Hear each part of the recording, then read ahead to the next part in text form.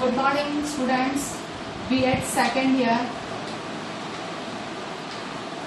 ज्ञान और पाठ्यचर्या।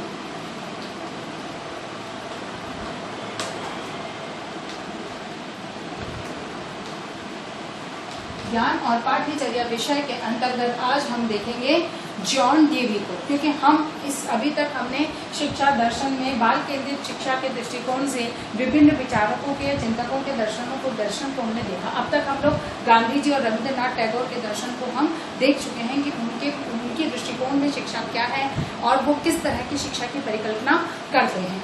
आज हम देखेंगे जॉन डेवी। आज का जो प्रकरण है हमारा जॉन डेवी का शिक्षा दर्शन। जॉन डेवी ने शिक्षा के बारे में क्या विचार, क्योंकि एक तरह से ये कहा जाए कि शिक्षा के बारे में एक बहुत उन्नत कोटि के बहुत प्रभावी जो विचार सामने रखे गए थे वो सबसे पहले जॉन डेवी के माध्यम से या जॉन डेवी ने रखे थे। अगर पाश्चात्य विचारकों की अगर हम बात करते हैं तो जॉन डेवी ने शिक्षा का जो मूल आधार है, यानी कि शिक्षा का आधार उन्होंने सामाजिक प्रक्रिया को माना है। यानी कि शिक्षा जो है उनके दृष्टिकोण से जो इसका मूल आधार है वो सामाजिक प्रक्रिया है, अर्थात कि समाज के अंतर्गत ही घटित होने वाली जो शिक्षा है वही उनकी दृष्टिकोण से शिक्षा माना है। इन्होंने शिक्षा के इस सामाजिक प्रक्रिया के इन्होंने दो आधार माने हैं, पहला व्यक्तिगत और दूसरा सामाजिक। व्यक्तिगत और सामाजिक अर्थात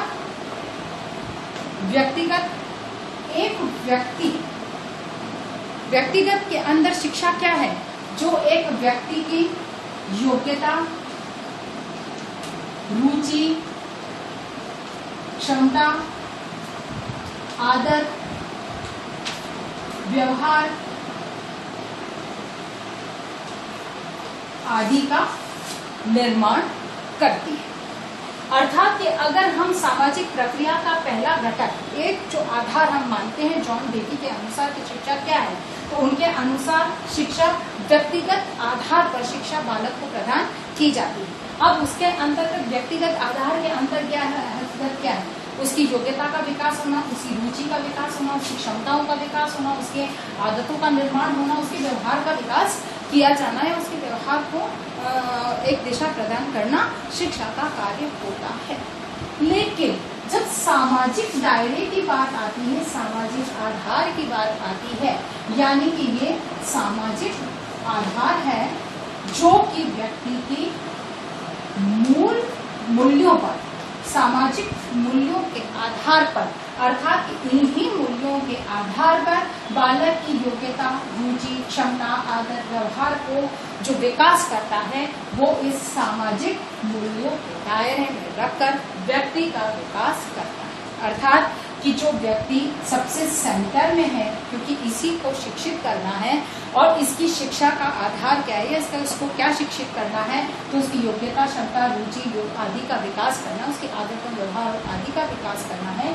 लेकिन ये विकास किस आधार पर होगा, उसके इस सामाजिक मूल्यों के आधार पर उसकी इन व्यवहारों का विकास किया जाएगा। अर्थात कि समाज जिन मूल्यों को स्वीकार करता है, बालक की योग्यता, रुचि, क्षमताओं का विकास, उसके सामंजस्य की योग्यता का विकास, जो कुछ भी करना है वो इन मूल्यों के दायरे में रहते हुए ही बालक को शिक्षित करना होता है या करना ही शिक्षा कहलाता है।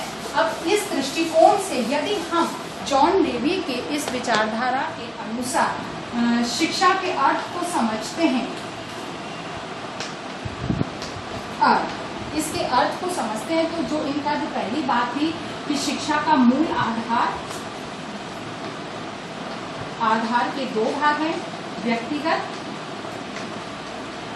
और सामाजिक। व्यक्तिगत में उसकी रुचि, योग्यता, क्षमता, आदत आदि का, और सामाजिक में उसकी मूल्यों के दायरे में व्यक्तिगत विकास कर। ठीक है, यानी कि जो मूल्यों का सामाजिक विकास जो है वो सामाजिक मूल्यों के दायरे में रहते हुए व्यक्तिगत क्षमताओं का विकास करना शिक्षा कहलाता है। इसी आधार पर शिक्षा का जो अर्थ है वो क्या कहता है कि हम शिक्षा, जॉन डीवी के अनुसार शिक्षा किसे कहा गया है। तो सबसे पहली बात है मूल प्रवृत्तियों का विकास, यानी कि व्यक्ति की जो मूल प्रवृत्तियां हैं, मनोवैज्ञानिक ऐसा मानते हैं कि जब बालक जन्म लेता है तब उसकी मूल प्रवृत्ति पशुवत ही होती है। अब इन पशुवत प्रवृत्तियों का विकास किस दायरे में? नियंत्रित तरीके से, यानी कि व्यक्ति अपने इन व्यक्तिगत जो मूल प्रवृत्तियां हैं उनका इस तरह से विकास करे कि वो नियंत्रित व्यवहार के माध्यम से अपने व्यवहार को समाज के मूल्यों के अनुरूप परिवर्तित कर सके, या मूल्यों के अनुरूप इनका मूल प्रवृत्तियों को दिशा प्रदान कर सके। दूसरी बात जो है वो बालक की आ जाती है सामाजिक प्रक्रिया।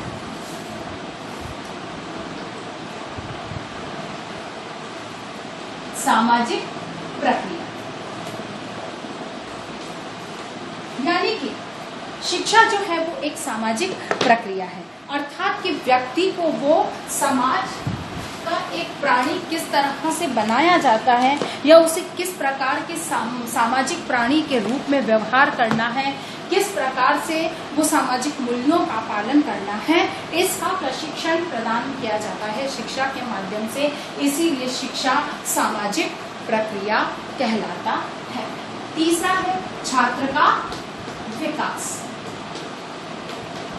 यानी कि शिक्षा जो प्रक्रिया है वो छात्र का विकास करती है, यानी कि बालक की जितनी भी ये व्यक्तिगत क्षमताएं हैं इनके विकास में सहयोग करती है, बालक के शारीरिक विकास में सहयोग प्रदान करती है।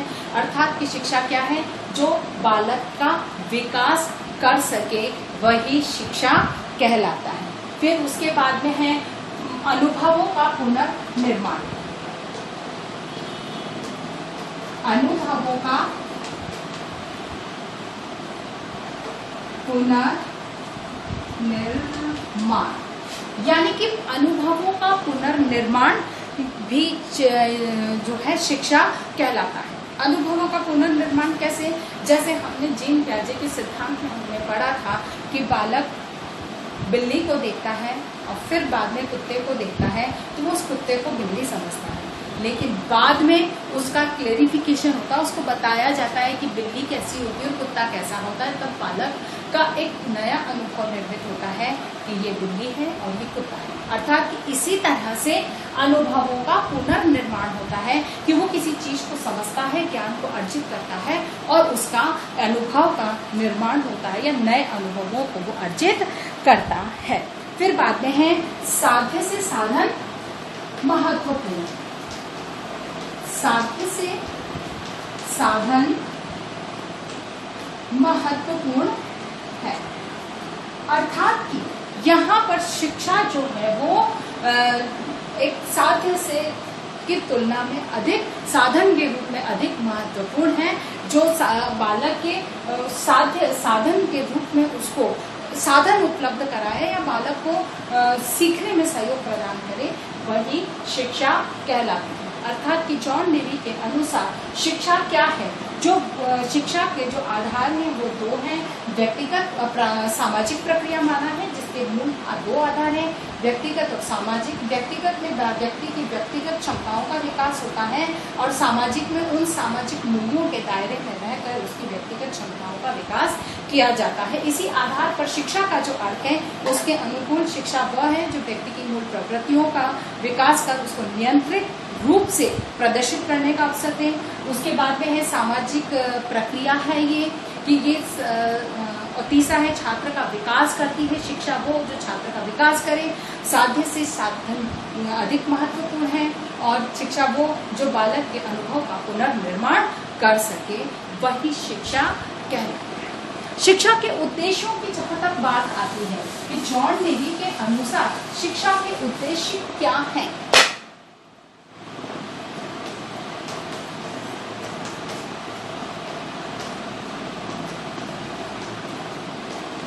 शिक्षा के उद्देश्य क्या है? क्योंकि जब हम शिक्षा की बात कर रहे हैं तो निश्चित है कि इसका उद्देश्यपूर्ण शिक्षा का होना अनिवार्य है। तो सबसे पहला उद्देश्य है अनुभवों का पुनर्निर्माण।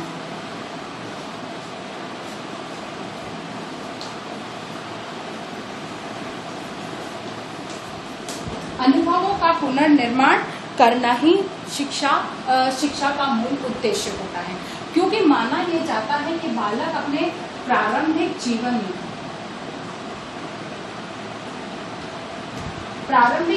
के 2.5 से 3 साल की आयु तक बालक अपने जिंदगी का एक तरह से कहा जाए 75 से 90% ज्ञान हासिल कर लेता है। अब यहाँ पर शिक्षा जो है वो निश्चित है कि जो अनुभव बालक ने यहाँ पर प्राप्त किए हैं, इन्हीं अनुभवों का पुनर्निर्माण किया जाना शिक्षा का उद्देश्य कहलाता है। क्योंकि शिक्षा जब तक बालक के पास अनुभव नहीं होंगे वो अन्य चीजों को नहीं सीख पाएगा।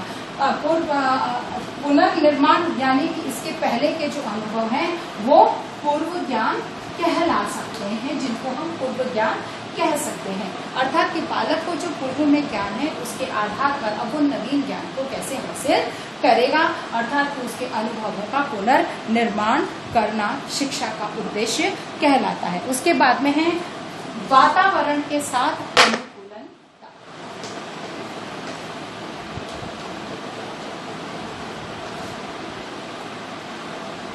वातावरण के साथ अनुकूलनता, ठीक है। वातावरण के साथ अनुकूलनता ये चीज सबसे अधिक महत्वपूर्ण है, क्योंकि बालक जहां भी जाएगा उस वातावरण के साथ उसको अनुकूलनता स्थापित करनी होगी, यानी कि समायोजन।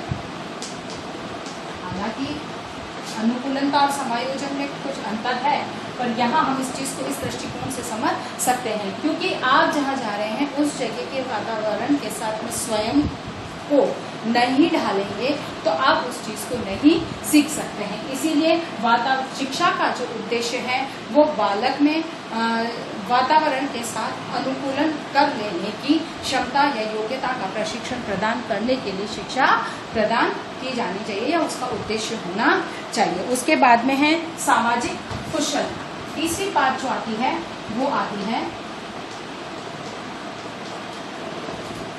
सामाजिक कुशलता, यानी कि सामाजिक कुशलता से क्या तात्पर्य है कि समाज में किस तरह का उसको नागरिक होना चाहिए, किस प्रकार के उसमें मूल्यों का विकास होना चाहिए, यानी कि समाज के मूल्य उसको पता होने चाहिए। समाज के वातावरण के साथ में के साथ समायोजन करें, अर्थात कि समाज कैसा व्यक्ति चाहता है, एक किस तरह के नागरिक की कल्पना करता है, ऐसे नागरिक का निर्माण करने का कार्य शिक्षा का होता है। इसीलिए सामाजिक कुशलता, सामाजिक गुणों का विकास करना शिक्षा का उद्देश्य होना चाहिए। चौथी बात है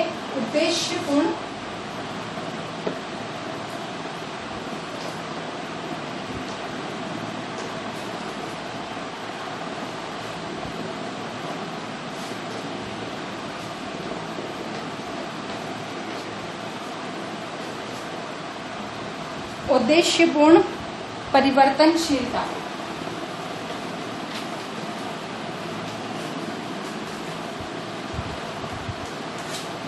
यानी कि परिवर्तन प्रकृति का नियम है, व्यक्ति को परिवर्तित होना ही है।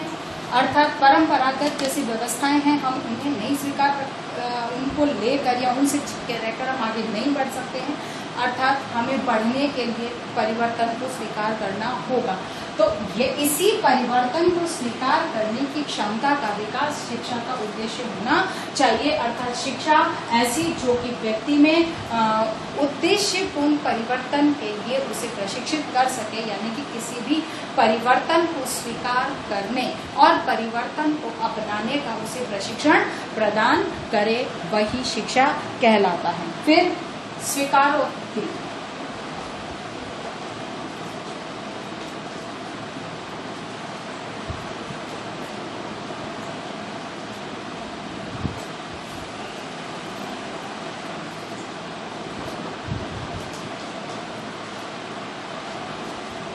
स्वीकारात्मक नैतिक,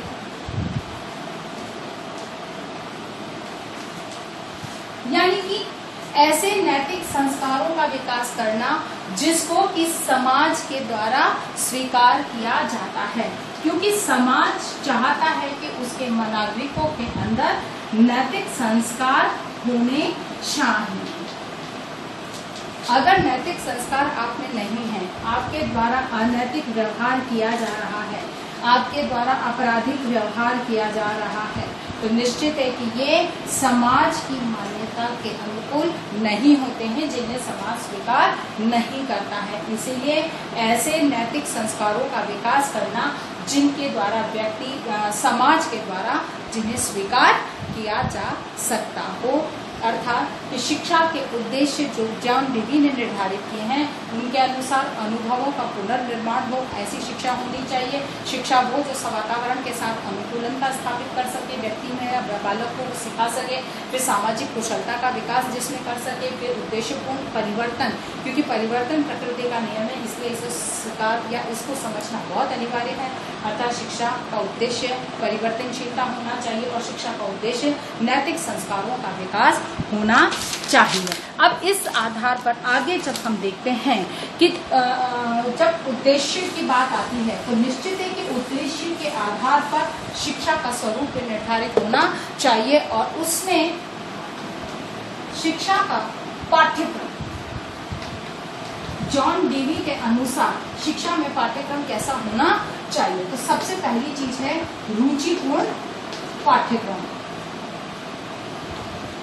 रुचिपूर्ण पाठ्यक्रम यानी कि पाठ्यक्रम ऐसा जो बालक की रुचि के अनुकूल हो, जिसको पढ़ने में, जिसको समझने में बालक रुचि से भाग ले अपने, और वो बालक की योग्यता और क्षमता के अनुकूल होना चाहिए। अर्थात पाठ्यक्रम ऐसा निर्धारित हो जो बालक की रुचि के अनुकूल हो, जिसको बालक स्वयं इच्छा से पढ़ने या सीखने के लिए तत्पर हो सके। उसके बाद दूसरी बात आती है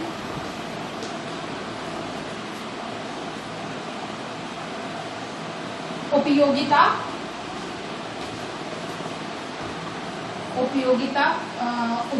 पाठ्यक्रम या उपयोगी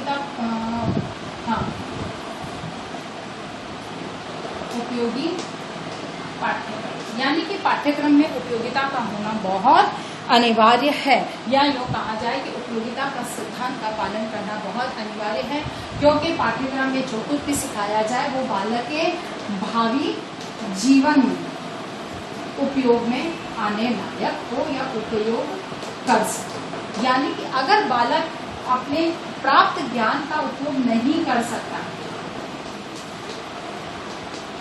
प्राप्त ज्ञान का उपयोग अगर बालक नहीं कर सकता है, अब जैसे कक्षा के अंदर उसने सीखा और वातावरण में या समाज में जाकर उसका उपयोग करना है, अगर वो इस ज्ञान का उपयोग नहीं कर सकता है तो इस शिक्षा का उसके लिए कोई औचित्य नहीं रह जाता है, कोई उपयोगिता नहीं, कोई अर्थ ही नहीं रह जाता है। इसीलिए पाठ्यक्रम ऐसा हो जो उपयोगिता के सिद्धांत पर आधारित होना चाहिए, क्योंकि उपयोगिता का सिद्धांत का पालन अगर इसमें नहीं किया जाता है तो निश्चित है कि उसमें बहुत सारी ऐसी विषय वस्तु को सम्मिलित कर लिया जा सकता है जो कि बालक के जीवन में किसी भी एक प्रभावी ढंग से किसी भी तरह से उपयोग में नहीं आ सकती है। इसलिए पाठ्यक्रम ऐसा होना चाहिए जिसमें हर क्षेत्र में वो जहाँ भी जाए उसके पाठ्यक्रम की कोई न कोई ज्ञान की जो बात है वो किसी न किसी उपयोग में आ सके या उसके जीवन के विकास में उसका सहयोग प्रदान कर सके। तीसरा जो पाठ्यक्रम है वो क्रियाशीलता के सिद्धांत पर आता है। तीसरा है क्रियाशीलता का सिद्धांत, यानी कि पाठ्यक्रम में क्रियाशीलता के सिद्धांत का पालन किया जाना आवश्यक है। क्रियाशीलता यानी कि क्रियात्मक अनुभव, जिसका कि समर्थन गांधी जी ने और टैगोर ने दोनों ने किया था कि बालक को शिक्षा या पाठ्यक्रम इस तरह का होना चाहिए जिसमें कार्य का अनुभव बालक को प्राप्त हो सके, क्योंकि अगर बालक स्वयं किसी कार्य को करके अगर अनुभव प्राप्त नहीं करता है तो वो ज्ञान स्थायी नहीं होता है। इसीलिए स्थायी ज्ञान के लिए कार्य का अनुभव होना अनिवार्य है, क्योंकि जो ज्ञान देना है उसका अर्थ हमारा ये होता है कि वो बालक को स्थायी रूप से प्राप्त हो सके। उसके लिए अनिवार्य है कि कार्य का अनुभव यानी कि क्रियात्मक क्रियाएं बालक के द्वारा करवाई जाए, केवल सैद्धांतिक आधार पर पाठ्यक्रम का स्वरूप निर्धारित न हो। सैद्धांतिक के साथ में उसके व्यवहारिक पक्षों को भी उसमें स्थान दिया जाना चाहिए, अर्थात सैद्धांतिक के साथ में सैद्धांतिक के साथ व्यवहारिक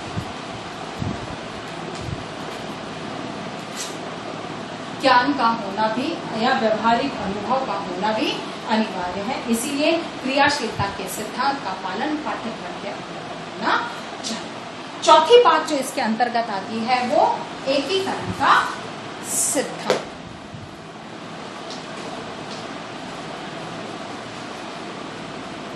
एकीकरण का सिद्धांत, ठीक है। एकीकरण का सिद्धांत क्या कहता है कि एकीकरण के अंतर्गत शिक्षा जो भी है पाठ्यक्रम माना जाता है कि ज्ञान सर्वत्र उपस्थित है।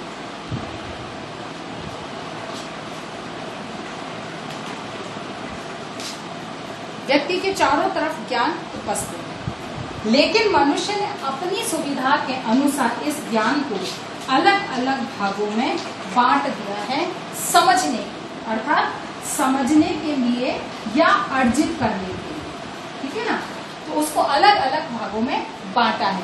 अन्यथा अगर देखा जाए तो ये पूरा एक ही है जो इस ज्ञान के रूप में हमारे चारों तरफ वातावरण में उपलब्ध उपस्थित होता है। इसीलिए जो भी पाठ्यक्रम निर्धारित किया जाए या पाठ्यक्रम विषय वस्तु निर्धारित की जाए उसमें इस बात को ध्यान में रखा जाए कि उसमें एकीकरण का सिद्धांत समाहित हो, जिसमें कि आप किसी एक चीज को पढ़ा रहे हो तो उसका संबंध दूसरे से होना चाहिए, अर्थात कि सह संबंध की समस्त संभावनाएं इसके अंदर उपस्थित होनी चाहिए। आशा करती हूँ मेरी बात जॉन डेवी के शिक्षा के अर्थ, उद्देश्य और पाठ्यक्रम की जो है सिद्धांत आज हमने इसके बारे में पढ़ा है आपको समझ में आया होगा। कल हम जॉन डेवी के शिक्षा के अनुशासन, छात्र अध्यापक के संबंध और शिक्षा को देन क्या है उसके बारे में अध्ययन करेंगे। इसी के आधार पर आपको आज एक प्रश्न करना है कि जॉन डेवी के अनुसार शिक्षा के अर्थ को स्पष्ट करते हुए उनके उद्देश्य और पाठ्यक्रम को स्पष्ट कीजिए। धन्यवाद।